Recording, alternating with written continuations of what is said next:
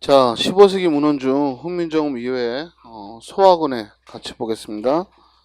자, 소학원의 첫 번째 구절을 보시면 맹자 가라사대 사람이 도이심에 먹기랄 배부리 하며 옷을 덮게 하여 편안히 입고 가라침이 없으면 곧 짐승에 가까우릴세 성인이 시름몸을 두샤 셜로 하여금 사도를 해이샤 가르치되 일륜으로서 하시니 아비의 아들이 친놈이시며 님금과 신하 의이시며 남진과 교집이 가려움이시며 어른과 저문이 차례이시며 벗이 밑붐이 이수민이라.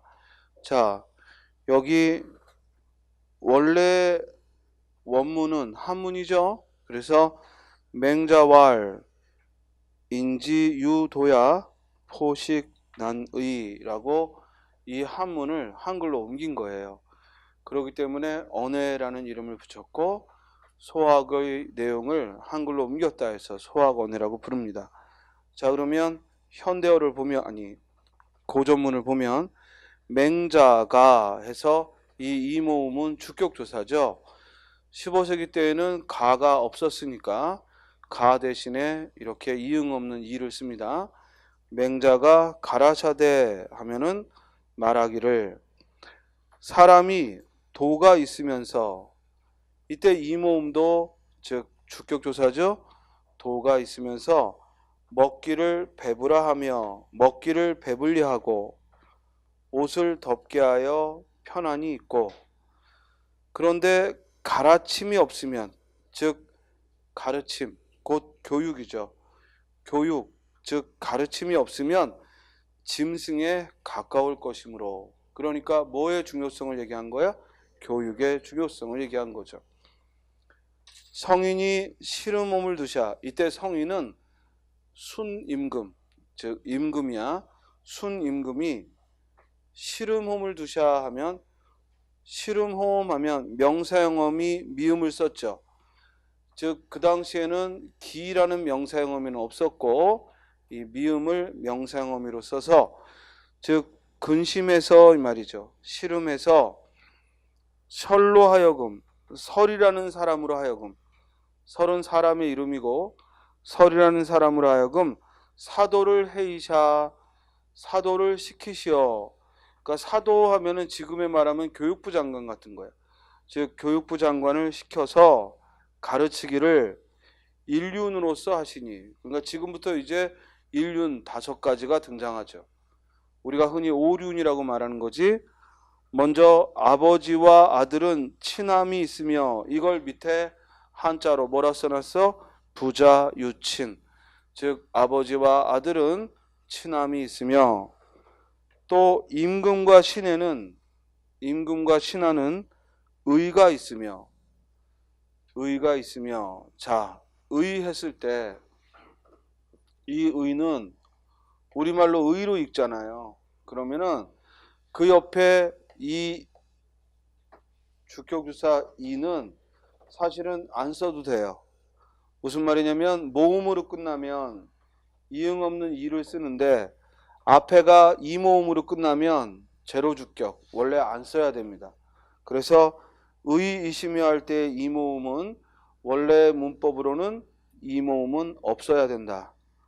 즉 앞이 이모음으로 끝날 때에는 이 주격사 이를 생략합니다. 그래서 원래는 의이시며 하고 이모음을 빼야 돼. 그래서 신하와 임금과 신하는 의가 있으며, 이걸 한자로 뭐라 써놨어? 군신유의라고 했고, 자, 남진의 뜻을 많이 물어보지. 남진은 남편이야. 가수가 아니야. 남편이야. 그래서 남진과 겨집은, 이때 계집은 뭐야? 아내지. 남편과 아내는 가려움이 있다. 구별함이 있다.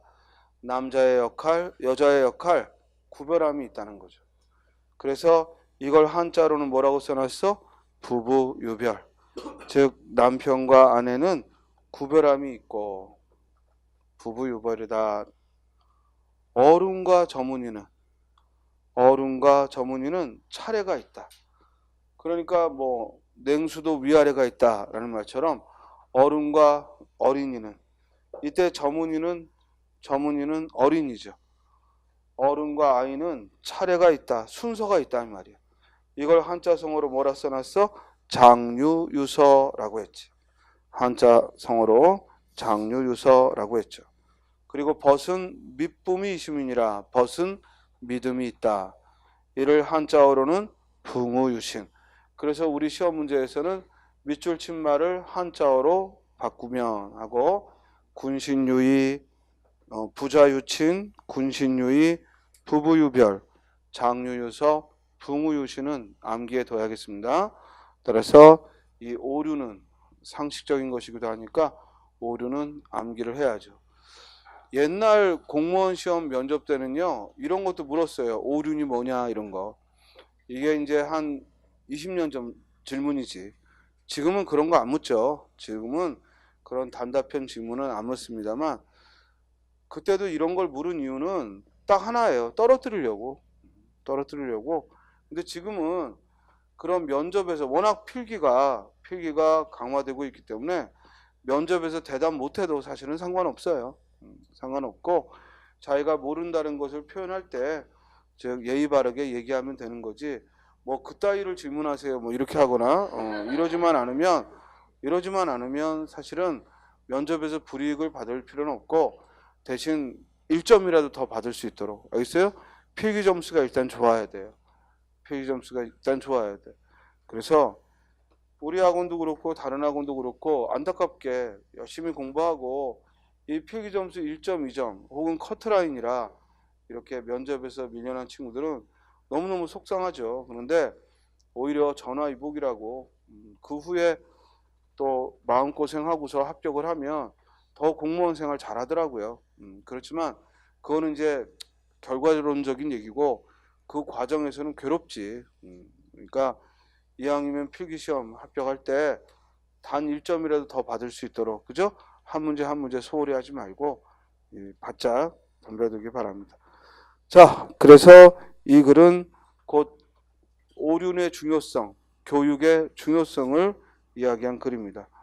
다음 페이지에 보면 명륜 제1 해서 공자 증자다려 닐러 가라사대 몸이며 얼굴이며 머리털이며 살한 부목의 받자온 것이라 감히 허러 상해 어디 아니오미 효도의 비르소며 몸을 세워 도를 행하여 이름을 후세에 베퍼 써 부모랄 현덕케 함이 효도의 마참이니라. 자, 공자가 증자에게, 이때 다려는 누구누구에게라는 뜻이지. 그래서 공자가 증자에게 일러 말하기를 몸이며 얼굴이며 머리털이며 살은, 이걸 한자성어로 아래 뭐라고 써놨어? 신체 발부는. 몸이며, 그러니까 얼굴을 몸체자로 번역했죠.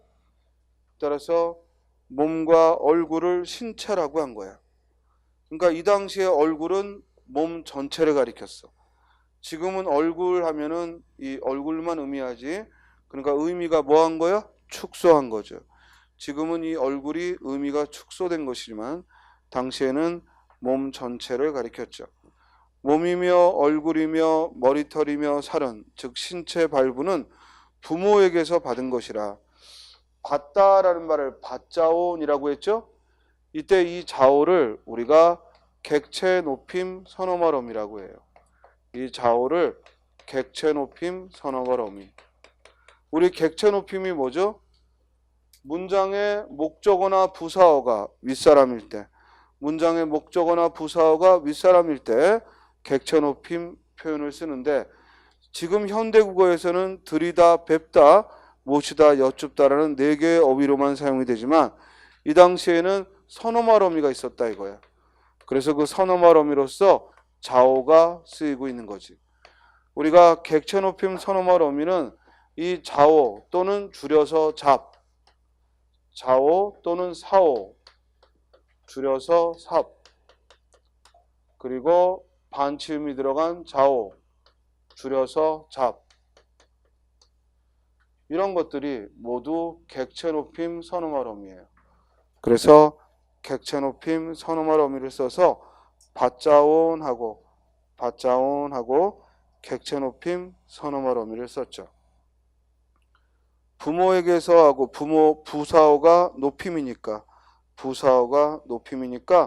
즉 받자온하고 객체 높임의 표현을 썼어. 받자온 것이라 감히 헐어. 이때 헐어 하면은 헐게하여 사동이죠. 헐어 하면 헐우다 즉 헐게하다라는 사동문이야. 즉 몸을 헐게하여 상해오디 아니오미 상하게 하지 아니함이 효도의 비루소미오 시작이다 이 말이야. 우리 지금도 비롯이라는 말 있지. 따라서 비루소미오 하면 시작이고, 그러니까 효의 시작은 뭐부터 출발한다는 거야? 몸을 상하게 하지 않는 것이 효도의 시작이고, 몸을 세워 몸을 일으켜 도를 행하여 이름을 후세까지 베풀어 써 그럼으로써. 그러니까 몸을 세워 이름을 후세까지 날리는 걸 밑에 한자성어로 뭐라고 써놨어? 입신행도라고 써놨지. 입신행도. 요즘 말로 하면 입신양명이야. 따라서 입신행도 양명어 후세라고 했으니까 이걸 줄여서 입신양명이라고 한 거예요. 즉 입신양명을 하는 것이 곧 부모를 현덕해 할, 입신양명을 해서 부모를 현덕해 하다, 현저하게 하다는 얘기는 드러나게 하다. 부모님을 드러나게 하다. 이렇게 장한 아들을 뒀다, 장한 딸을 뒀다 하고 드러나게 하는 것이 효도의 마참이다. 효도의 끝이다 이 말이에요. 그러므로 효의 시작은 신체 발부를 훼손하지 않는 거고 효의 끝은 입신양명이다. 아주 전형적인 조선조 사대부의 의식이지. 그렇죠? 그런데 지금도 사실 효의 시작과 끝은 여기서 크게 벗어나지 않죠. 여러분들도 아마 열심히 공부해서 합격해서 부모님을 기쁘게 하고 싶다 이런 마음도 마음에 있으리라고 봅니다. 또 한쪽에서는 열심히 공부해서 부모님으로부터 독립하고 싶다 이런 마음도 또 있을 것이고, 그렇지만 여러분들의 독립이 곧 부모님의 기쁨이기도 하기 때문에 대신 너무 부담 갖지 말고, 알겠어요? 붙어도 떨어져도 여러분들이 중요한 거지 사실 부모님은 한 다리 건너예요. 그러니까 스스로를 위해서 하되, 여기 지금 말하고 있는 건 효의 시작은 신체 발부를 훼손하지 않는 거고 효의 끝은 입신양명하는 거다. 그러면 이 글의 주제가 뭐냐 이거야. 그럼 이 글의 주제가 효의 시작과 끝을 말하고 싶다기보다는 효를 하라는 얘기지. 이해돼요? 그래서 효의 시작과 끝을 말함으로써 효의 본질을, 효를 하라, 효의 본질을 얘기하고 있는 겁니다. 자, 방금 몇 가지 단어들의 낱말 뜻 주의하시고, 현적해 하다 하면 드러나게 하다, 두드러지게 하다, 드러나다, 두드러지다 이런 의미죠. 얼마 전에 지방에 갔더니요, 이 현수막을 붙여놨어요. 아무개시 이장 누구 딸 공무원 합격 이러고. 그러니까 그 마을에서, 동네에서 젊은 애들도 적은데 열심히 공부해서 예전 같으면은 막 뒷구녕으로 들어갔을 텐데 지금은 그게 안 되니까 당당하게 시험 쳐서 들어가니까 부모님들이 기쁘거나 또는 주변 사람들이 그죠? 걸어 놓는 거야. 예전에는 뭐 사법시험 합격했다고 붙여놓고 이러는데 요새는 안 그래요. 이런 일반 지방의 대학들을 가봐도 대학의 현수막에 소방직 몇 명 합격, 뭐 경찰직 몇 명 합격, 뭐 7급, 9급 공무원 몇 명 합격. 이건 뭐냐면 그만큼 공무원에 대한 인식이 달라졌다는 거고, 그리고 그만큼 대한민국에서 가장 좋은 직장이에요.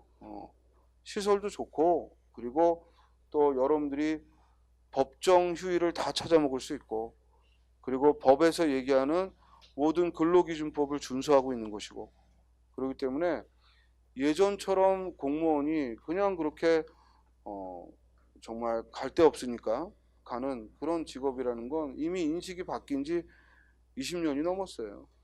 그래서 지금은 삼성, 현대에 들어가는 것보다 공무원이 돼서 착실하게 살아가는 걸 본인들도 더 원하고, 그리고 또 부모님들도 또 지켜보고 있고, 이런 입장입니다. 그러니까 여러분들 대신요, 이게 진입 과목, 그러니까 5과목 또는 7급은 7과목, 이렇게 진입 장벽이 높다 보니까 마음은 있는데 아무나 덤비는 건 아니에요. 적어도 이 5과목이 준비가 돼야 되고, 가끔 영어 같은 거 하기 싫으니까 뭐 자격증 좀 딴 친구들이 군무원을 덤비는데, 군무원은 영어가 없다 보니까 필기 시험이 공개를 안 해요. 공개를 안 하니까 결국에는 암암리에 뭐가 일어나요? 결국 면접에서 장난도 치고, 있어요? 또 뭐 아버지가 군 장성이거나 이러면은 또 백을 쓰기도 하고. 지금 소방직은 그걸 없애기 위해 이번 달부터, 이번 10월부터 문제를 공개해요. 근데 군무원은 아직도 끄떡도 안 하고. 그래서 선생님은 지금까지 20여 년 가르치면서 군무원 합격생은 딱 한 번 봤어요. 아버지가 투스타야. 그래서 걔 한 명 딱 봤습니다. 그리고는 한 명도 못 봤습니다. 군무원 공부하겠다는 애들은 많이 봤는데 한 명도 합격한 사람 못 봤습니다. 그래서 나는 군무원 공부하는 거 별로 찬성하지 않습니다. 그리고 영어 시험을 없앤 건 여러분들을 위한 게 아니라 자기 애새끼를 위한 겁니다. 무슨 말인지 알겠습니까? 왜냐면 잘난 집 애들은 유학을 보낸 경우가 많기 때문에 영어 토익 토플 정도는 금방 따요. 근데 그런 애들도 공무원 시험 영어는 못 봅니다. 이건 별도로 공부를 해야 하는 거죠. 왜?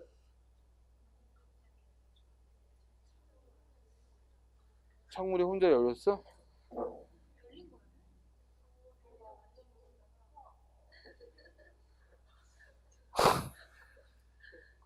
창문 2개 열리면 뛰어나가겠다. 하나 열려도 이러는데 2개 열리면 아예 뛰어나가겠어. 그냥 선생님이 뭐라고 하든 일단 뛰쳐나가겠구나 아주. 자, 그래서 그 선생님은 군무원 시험은 별로 이렇게 권하고 싶지는 않습니다. 근데 이제 뭐 기어이 하겠다 하면 뭐 말릴 도리는 없지만, 그 심리가 군무원에 꼭 가야겠다는 이게 아니라 영어가 없으니까 이런 만만하게 보고. 국사도 없죠? 국사는 있나요?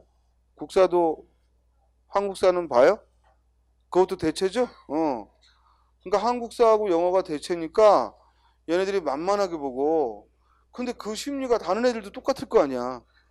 근데 진입장벽이 줄어들면 결국 뭐가 작용해요? 다른 손길이 작용을 하지. 그러니까 정정당당하게 시험을 치세요. 그렇다고 뭐 대단한 자격증을 요하는 것도 아니기 때문에. 우리가 자격증을 아주 까다롭게 요하는 데는 시험을 줄여도 돼요. 왜냐면 그 자격증 얻는 것 자체가 힘드니까. 그런데 군무원은 아니거든. 그래서 선생님은 군무원 시험은 한 번도 합격생을 못 봤기 때문에 별로 그렇게 권하고 싶지는 않습니다. 그렇지만 여러분들이 기어이 하겠다면, 우리 지방에서도 군무원 준비하는 애들 꽤 되더라고요. 그런데 아마 암암리에 뭐 아버님이 군무원이거나 이러면은 뭔가 좀 정보도 있고 하니까 해볼만 하지만, 그러지 않고 그냥 시험이 적으니까 해보겠다 하면은 말리고 싶어요. 왜냐면 시간 낭비입니다. 시간 낭비. 아니, 지는 게임을 왜 덤벼요? 그리고 시험이 어렵지 않다는 얘기는 다른 애한테도 어렵지 않다는 거죠. 나한테만 어렵지 않은 게 아니라. 자, 그 다음에 그래서 효의 본질에 대해서 언급을 했고, 그 다음 오른쪽 명륜 제2를 보면, 유익하니 3가지 벗이요 해로우니 3가지 벗이니. 즉 유익한 벗이 셋이 있고 해로운 벗이 셋이 있으니, 먼저 유익한 법부터 나열하겠죠. 직한 일을 벗하며, 뭐야? 정직한 사람을 사귀어라 이 말이에요. 또 신실한 일을 벗하며, 뭐예요? 믿음직하고 성실한, 신실한 사람을 벗하고. 드론곳 한이랄 벗하면, 들은 것이 많다라는 얘기는 뭐야? 유식한 자, 정보가 많은 자, 유식한 자를, 즉 보고 들은 게 많은 자죠. 즉 들은 것이 많은 사람을 버타면 유익하고, 거동만 니근이를 버타면, 즉 몸가짐만 익숙한 자, 그러니까 영혼 없는 예의 바른 놈, 알겠어요? 영혼 없이 예의 바른 거 있지? 즉 몸가짐만 그럴듯한 자, 또 아당하기 잘하는 자, 아첨하기 잘하는 자. 그러니까 여러분들 월급날 되면은 꼭 연락 없던 친구가 연락 오는 거, 알겠어요? 아주 귀신같이 알고, 공무원은 월급날이 정해져 있으니까 귀신까지 그럴 때만 오늘 좀 보자라는 둥, 그죠? 그런 애들은 전화번호를 삭제하세요, 알겠어요? 그래서 쌤이 가만히 보니까 젊을 때부터 남의 거 얻어먹는 놈은 나이 들어도 똑같더라고.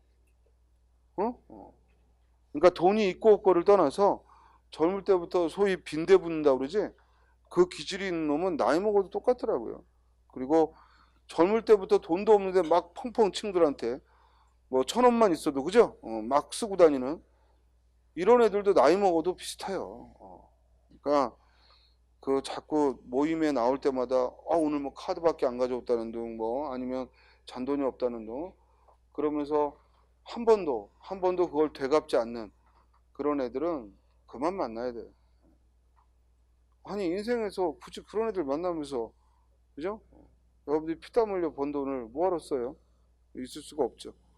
자, 물론 둘 사이에 정말 떼어놓을 수 없는 어떤 의리가 있다, 그렇다면 상관이 없겠지만, 그냥 뭐 친구로서 얼굴 아는 사이로 보는데 그런 애들은 그거 안 바뀌더라고요. 나이 먹어도 안 바뀝니다. 자, 아당하기 잘하느니, 아첨하기 잘하는 일을 버타고 말싸움만 니그니, 뭐야? 말만 그럴듯한 자. 한마디로 하면은 이 나쁜 친구는 한 단어로 하면 뭐야? 교원 영색하는 자예요. 교원 영색. 그러니까 교묘하게 얼굴빛을 꾸미는, 교원 영색하는 자를 버타면 해롭다 그랬어요. 자, 이 글의 주제를 물었는데 1번은 벗의 종류라고 했고 2번은 벗의 선택이라고 시험에 나오면, 그죠? 이는 벗의 종류라고 답해야 돼? 벗의 선택이라고 답해야 돼? 그렇죠. 벗의 선택이라고 답을 해야죠. 좋은 벗을 버타라는 얘기지, 그지? 벗의 종류가 이렇게 있다라고 알려주는 게 목적이 아니라 좋은 벗을 버타라는 걸 말하는 거죠. 자, 이렇게 해서 명륜 제2까지 살펴봤습니다. 여러분들 교재 넘기면요, 거기 아까 국어의 역사에서 쭉 뒤로 넘기면 아까 이미 말씀드렸듯이 고대국어, 그리고 중세국어, 그리고 근대국어, 현대국어의 구별을 할 때 시간이 좀 있으니까 몇 가지 말씀드리면, 먼저 고대국어는 이 신라어까지를 이야기한다. 첫 시간에 얘기했죠. 문제는 그 신라어까지의 고대국어는 무엇보다도 우리 문자가 없었기 때문에 차자 표기를 했고, 그 차자 표기가 곧 향찰, 구결, 이두 등으로 구별이 된다 했어. 자, 요걸 좀 더 보자고. 향찰은 향가의 표기야. 향가라는 신라의 노래를 표기할 때 향찰 표기를 했고, 그리고 구결은 한자 학습에 토를 단 거야. 한자 학습에 토를 단 거. 그리고 우리 예전 교재, 우리 지금 교재가 말고 2017년도죠. 2016년도 이 예전 교재 끄트머리에 받은 친구들은 아마 학원에서 이 최소한의 것만 아마 해서 교환을 해줄 거예요. 그러니까 여러분들 구입을 새 교재를 하셔야 돼요.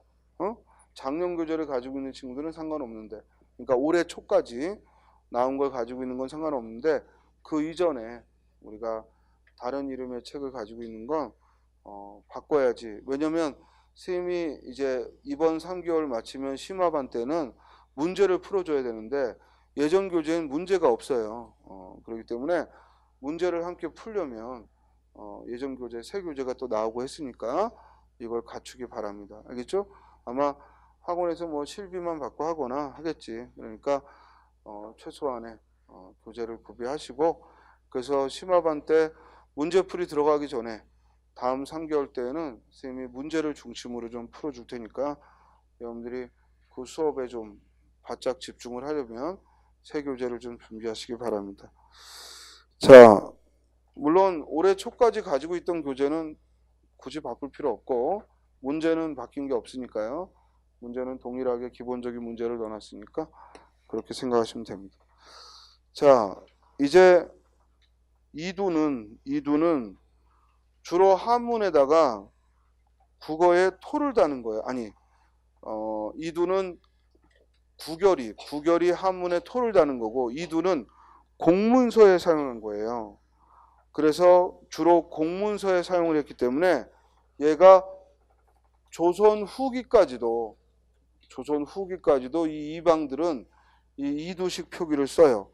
그래서 우리 시험 문제에 차자 표기 중 가장 오랫동안 사용되던 것하고 질문했죠. 그러면 이두죠. 이해됐어요? 그리고 또 하나,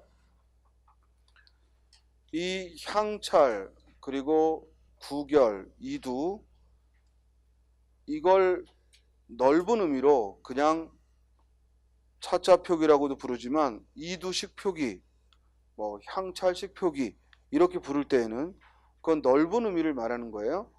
그리고 이제 좁은 의미로 말하면 향찰과 이두와 구결은 달라요. 알겠습니까? 향가에 사용한 차자 표기가 뭐라고요? 향찰.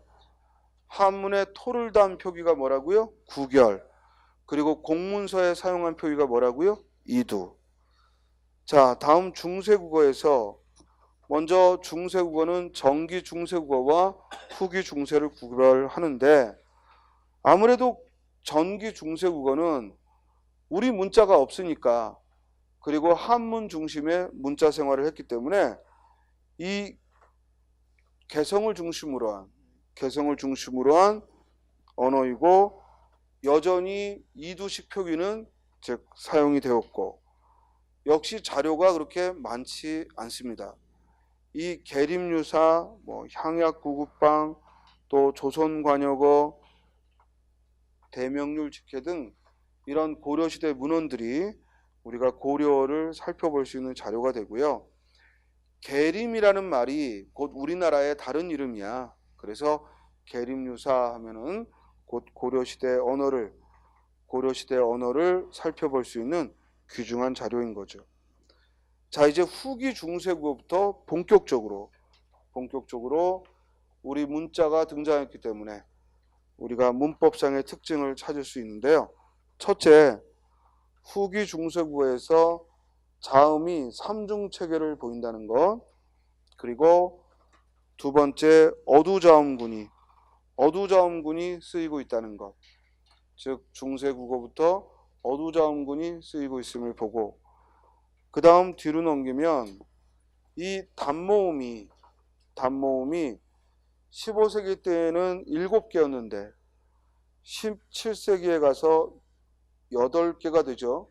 17세기에 가서 8개의 단모음이 되고, 그리고 현대국어에 가서는 10개가 돼요. 그래서 이 아래아가 없어지면서 우리 교재에서 18세기 말 해서 8단모음 체계로 바뀌었다 했는데, 요게 현재 연구 결과 17세기, 18세기, 17세기까지 끌어올라가요. 그래서 대부분 근대국어의 시기에는 이제 8개의 단모음이었고, 그리고 현대국어로 오면 10개가 이루어져요. 그 다음 그 밑으로 가면 성조에 있어서는 15세기 때에는 방점이 표기됐지만 16세기부터는 벌써 방점 사용이 드물었고, 17세기에 가서는 완전히 방점을 쓰지 않습니다.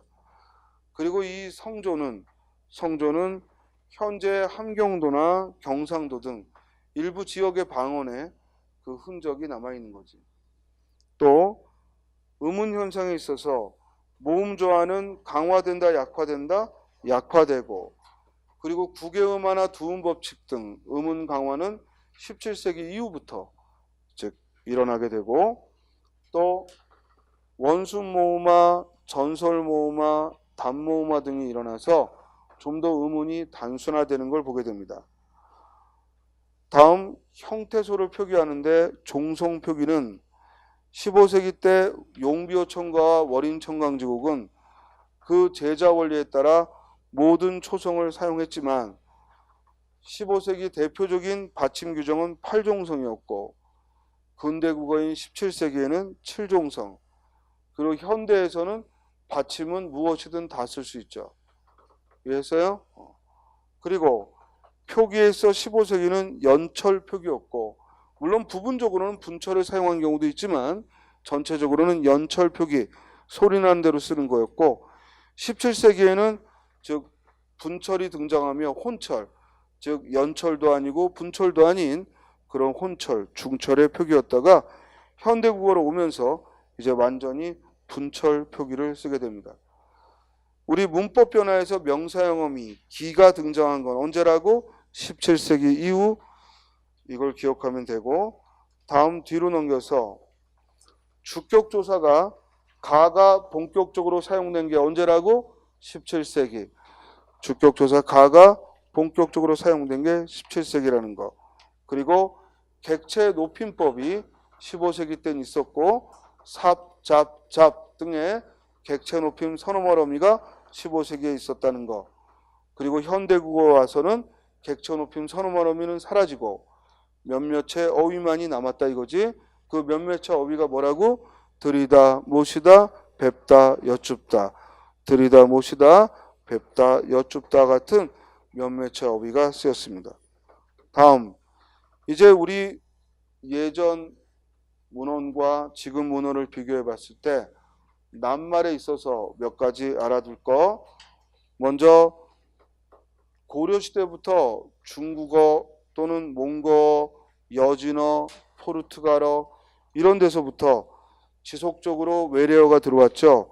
그래서 부신이, 먹이니, 배추는 중국어에서, 반면에 부천이, 미륵은 버머, 인도어에서, 또 말과 보라매, 수라 등은 몽고어에서, 두먼 등은 여진어에서, 담배는 포르투갈어에서, 그리고 고구마는 일본어에서 들어왔죠.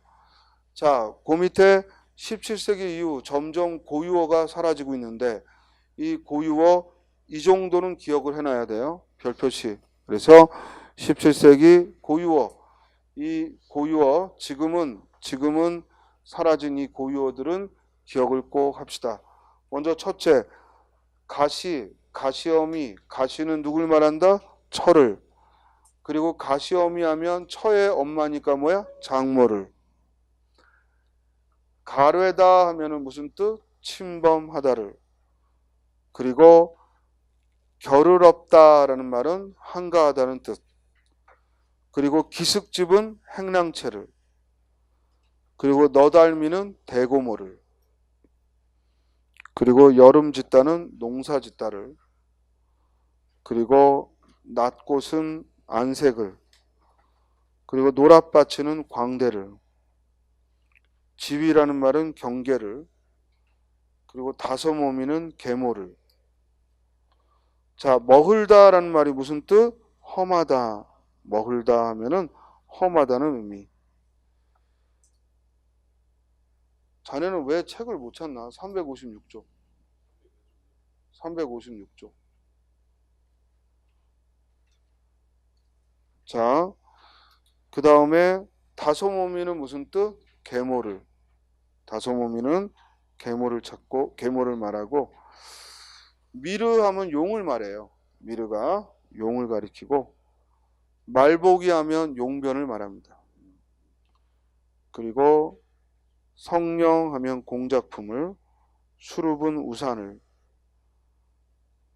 아잠은 친척을, 그리고 죽살이는 생사를, 하얼겨집이 과부를, 그리고 오는 백을, 매는 산을, 즈문은 천을, 그리고 가람은 강을 의미하죠. 자, 여기서 우리가 국어사의 시기별로 가장 기억을 해둬야 될 건 고대 국어에서 중세 국어로 올 때에는 어떤 변화를 찾아내기가 어렵다. 왜냐하면 자료가 너무 빈약해. 반면에 중세 국어에서 근대 국어로 올 때는 문법의 변화가 커요. 중세 국어에서 근대 국어로 오면서는 뭐의 변화가 크다? 문법의 변화가 크고, 반면에 근대 국어에서 현대 국어로 오면서는 어휘의 변화가 큽니다. 왜냐면 서양에서도 들어오고 그동안에 있던 외래어에다가 이제 막 러시아어, 또 미국말, 영국말, 프랑스말 이런 서양어들이 대거 들어오기 때문에 즉 현대국어에 와서는 어휘의 변화가 크다. 즉 중세국어에서 근대국어로 오면서는 문법의 변화가 크고, 그리고 근대국어에서 현대국어로 오면서는 어휘의 변화가 매우 크다 하는 것도 우리가 기억을 해두기 바랍니다. 그리고 가서 복습을 할 때 여기 문제를요, 지금은 풀어도 의미가 없어요. 여러분들 혼자서는 이 부분은 풀기 어렵습니다. 그래서 특히 고전에 관한 문제는 선생하고 함께 풀어야 의미가 있는 거니까 여러분들도 복습할 때는 그냥 오늘 배운 것, 후민정음, 소학원의 또 노골대원의 순신역정 등 오늘 배운 걸 현대어로 옮겨보고 이걸 완전히 자기 것으로 소화하는 데 목표를 두시고, 그리고 문제는 이제 수업 시간에 함께 풀 때 같이 풀어가면 좋겠습니다. 알겠죠? 그리고 다음 주는 선생님이 휴가입니다. 그래서 선생님도 한 주 쉽니다. 그래서 다음 주 쉬고요. 여러분들하고는 2주 후에 보는데, 그 2주 후에 보기 전에 다음에 이제 2권을 가져오는데, 독해를 가져오는데, 독해에 나와 있는 문제들은 모두 풀고 오세요. 알겠습니까? 왜냐면 독해는 문제가 가능해야 돼요. 그래서 문제를 모두 풀고 오고, 그리고 지금 현재 독해 문제가 없는, 책 때문에 없는 친구들은 학원에 말을 해서 그 문제만 쭉 프린트를 해서 학원에 뭐 프린트 값 내면 되니까 그렇게 해서 준비를 갖추어서 문제를 풀 수 있도록 하시기 바랍니다. 왜냐하면 독해는 이론이라고 설명할 게 몇 가지 없기 때문에 결국 문제를 풀면서 접근을 하는 것이 가장 효율적인 방법입니다. 알겠죠? 그리고 그렇게 하고요. 또 하나, 지금 오전마다 선생님이 확인 문제를 1시간씩 해주고 그리고 수업을 들어가는데, 이건 학원에 힘들게 나오는 친구들에 대한 선생님의 서비스예요. 그거는 녹화 안 합니다. 그래서 사실은 대한민국에 이 나오는 모든 기출문제를 다루는 거라 그걸 혼자 뭐 프린트 받아가지고 문제 푸는 건 아무 의미도 없습니다. 적어도 와서 10분간만 풀어보시고, 일단 다 배운 거니까 점검하는 시간 가질 때 좀 적극적으로 참여하기 바랍니다. 그리고 내가 학원에 말해서 절대로 늦게 오는 친구들은 프린트 주지 말라고 할 겁니다. 그거는 서로 예의가 아니라고 생각합니다. 그러니까 여러분들이 직접 수업에 참여할 수 있을 때 학습을 하시기를 바랍니다. 물론 나중에 문제풀이만 1단계, 2단계 해나가다 보면 또 유사한 문제들을 만나겠지만, 문제도 한 번 보는 것보단 2번 보는 게, 2번 보는 것보단 3번 보는 게, 3번 보는 것보단 4번 보는 게 더 실력을 쌓는 지름길이죠. 그리고 제발 특별한 일이 없는 한 지각하지 말고 결석하지 말고 할 수 있는 만큼 하세요. 해도 안 되면 괜찮아요. 그러나 해보지도 않고 자꾸만 먼저 기죽고 먼저 또 올해는 안 되나 봐 이런 생각 하지 말고 하는 데까지 항상 최선을 다해서 하시기 바랍니다. 그럼 여기까지 하죠. 예, 수고하셨습니다.